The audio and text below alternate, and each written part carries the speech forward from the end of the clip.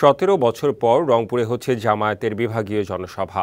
রংপুর জেলা স্কুল মাঠের এই জনসভায় প্রধান অতিথি হিসেবে যোগ দিয়েছেন জামায়াতের আমির ডাক্তার শফিকুর রহমান। এ বিষয়ে আরও জানাতে রংপুর জেলা স্কুল মাঠ থেকে সরাসরি যুক্ত হচ্ছেন সহকর্মী মাজেদ মাসুদ।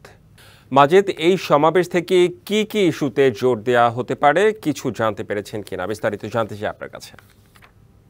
17 বছর পর রংপুর জেলা স্কুল মাঠে বাংলাদেশ জামায়াতে ইসলামী এত বড় সমাবেশ করছে এবং আমরা যেটি জানি এই সমাবেশকে সফল করবার জন্য বেশ কয়েকদিন ধরেই কিন্তু জামায়াতে ইসলামের যে অঙ্গ সংগঠন এবং বাংলাদেশ জামায়াতে ইসলাম রংপুর বিভাগের যে 8টি জেলা রয়েছে এই জেলা শাখার নেতৃবৃন্দ তারা কাজ করেছেন।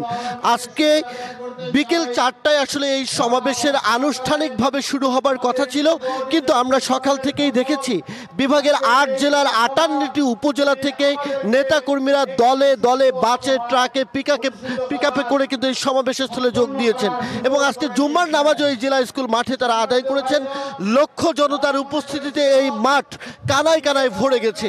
কিছুক্ষণ আগেই জামায়াতের যিনি কেন্দ্রীয় সেক্রেটারি জেনারেল মিয়া মোহাম্মদ গোলাম পরোয়ার তিনি এখানে উপস্থিত হয়েছেন এবং জামায়াতের অন্যান্য কেন্দ্রীয় নেতৃবৃন্দ এসেছেন, 8 জেলা এবং মহানগরের নেতৃবৃন্দ এসেছেন এবং রংপুর বিভাগের যে 33টি আসন রয়েছে এই 33টি আসনের মধ্যে 32টি আসনে তাদের সম্ভাব্য প্রার্থী।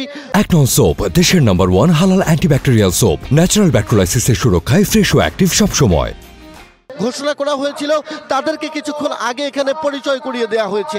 আজকের এই সমাবেশ থেকে তারা যে দাবি জানাচ্ছেন 24-এর অভ্যুত্থানের নায়ক আবু সাইদ হত্যা সহ ফ্যাসিস্টদের বিচার দাবি করছেন।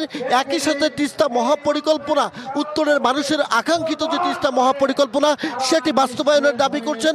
পাশাপাশি সামনের যে নির্বাচন হতে যাচ্ছে সেই নির্বাচনের লেভেল প্লেইং ফিল্ড এবং মানবিক মর্যাদা সম্পূর্ণ বাংলাদেশ বিনির্মাণের জন্য তারা দাবি জানিয়েছেন এবং জামায়াতের নেতৃবৃন্দ যেটি বলছেন যে সংস্কার এবং বিচারের আগে যতক্ষণ না পর্যন্ত নির্বাচনের আসলে লেভেল প্লেইং ফিল্ড তৈরি হয় ততক্ষণ পর্যন্ত যেন নির্বাচন দেয়া না হয়।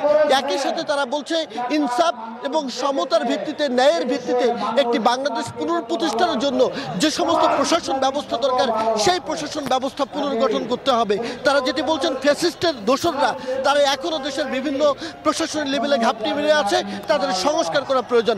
সমাবেশটি চলছে, কিছুক্ষণের মধ্যে আমির জামায়াত তিনি এই সমাবেশে যুক্ত হবেন, তারপরে নতুন কি বার্তা আসে সেটি নিশ্চয়ই আপনার। জি, আপনাকে অনেক ধন্যবাদ মাজেদ মাসুদ।